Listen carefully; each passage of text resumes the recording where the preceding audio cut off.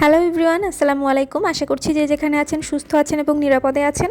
সহজ এবং নতুন আরও একটি রেসিপি নিয়ে চলে এসেছি। যেহেতু এখন গরমের সময়, তাই এই সময়ে ঠান্ডা ঠান্ডা প্রাণ জুড়ানো কোনো রেসিপি হলে ভালোই হয়, তাই না? চলুন তাহলে ঠান্ডা ঠান্ডা কোনো পারফেক্ট রেসিপি শিখে নেওয়া যাক। তৈরি করে দেখাচ্ছি কোল্ড কফি। আর রেসিপিটি ভালো লাগলে চ্যানেলটি সাবস্ক্রাইব করার অনুরোধ রইল। কোল্ড কফি তৈরি করার জন্য প্রথমেই একটা বাটিতে নিয়ে নিচ্ছি 1.5 টেবিল চামচ ইনস্ট্যান্ট কফি। এর মধ্যে দিয়ে দিচ্ছি 3 টেবিল চামচ হালকা গরম পানি। গরম পানিটা দেয়া হয়ে গেলে কফিটাকে খুব ভালোভাবে গুলে নিচ্ছি। গুলে নেওয়া হয়ে গেলে আমি এটাকে একটা সাইডে রেখে দিয়ে একটা চকলেট সিরাপ তৈরি করে নিচ্ছি। আমি যাদের ঘরে অলরেডি চকলেট সিরাপটা আছে অথবা যারা কিনে ব্যবহার করতে চাচ্ছেন তারা এই প্রসেসটা স্কিপ করতে পারেন। আমি এখানে 2 টেবিল চামচ চকলেট গ্রেট করে নিয়েছি। এর মধ্যে গরম তরল দুধ দিয়ে দিচ্ছি প্রায় 1 টেবিল চামচের মতো। এবার দুধের সাথে চকলেটটাকে খুব ভালোভাবে গুলে নিতে হবে।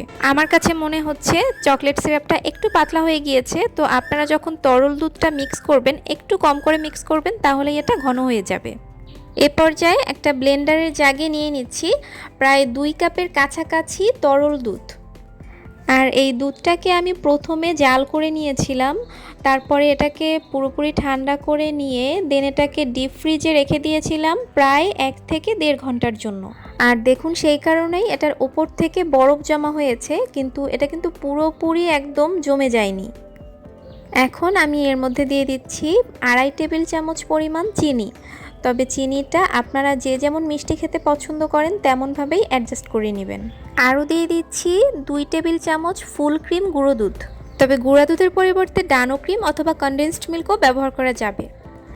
এর মধ্যে আরও দিয়ে দিচ্ছি 2 টেবিল চামচ ভ্যানিলা আইসক্রিম। ভ্যানিলা আইসক্রিমের রেসিপি আমার চ্যানেলে অলরেডি দেওয়া আছে, রেসিপি ডেসক্রিপশন বক্সে দেওয়া থাকবে, অথবা আপনারা চাইলে আই বাটনে ক্লিক করেও দেখে নিতে পারেন। তো আমি এই মিক্সারটাকে ব্লেন্ডারের মিডিয়াম স্পিডে প্রায় 1.5 থেকে 2 মিনিট ব্লেন্ড করে নিয়েছি।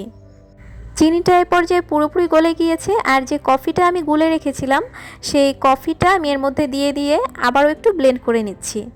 ব্লেন্ড করা হয়ে গিয়েছে, আমার কোল্ড কফি মোটামুটি রেডি। এখন শুধু সার্ভ করে নেওয়ার পালা। আমি 2টো গ্লাস নিয়ে নিয়েছি। এখন যে চকলেট সিরাপটা রেডি করে রেখেছিলাম সেই সিরাপটা দিয়ে গ্লাস দুটোকে একটু ডেকোরেশন করে নিচ্ছি। এটা পুরোপুরি অপশনাল, আপনারা কেউ চাইলে এটা স্কিপ করতে পারেন। আমি আগেই বলেছিলাম আমার চকলেট সিরাপটা একটু পাতলা হয়ে গিয়েছে, তো সেজন্য ডিজাইনটা খুব একটা ভালো হচ্ছে না। তবে আপনারা যখন তৈরি করবেন এটা ঘন করে তৈরি করবেন, তাহলে খুব সুন্দর একটা ডিজাইন হবে।